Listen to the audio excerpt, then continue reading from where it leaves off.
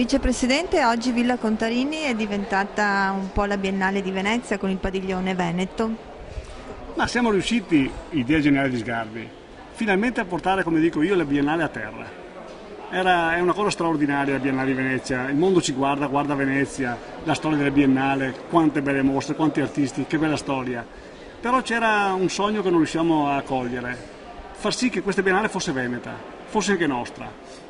Quando Sgarbi qualche mese fa ha lanciato l'idea di fare la Biennale a terra, abbiamo detto subito sì, abbiamo offerto il meglio che abbiamo, cioè una nostra villa veneta, Villa Contarini, e abbiamo messo assieme artisti veneti più di 60 in spazi della nostra storia, del nostro vissuto, quindi di affreschi della nostra storia, queste sale meravigliose, queste opere d'arte contemporanea, credo sia un mix straordinario.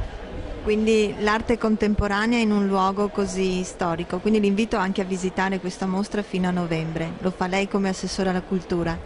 Vi aspettiamo perché Villa Contarini è meravigliosa, perché rappresenta il nostro vissuto, il nostro passato, il tessuto dell'economia veneta del passato e l'arte contemporanea guarda al futuro.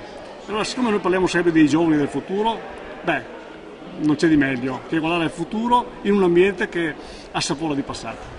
Quindi a Piazzola sul Brenta fino al 21 di novembre. Grazie.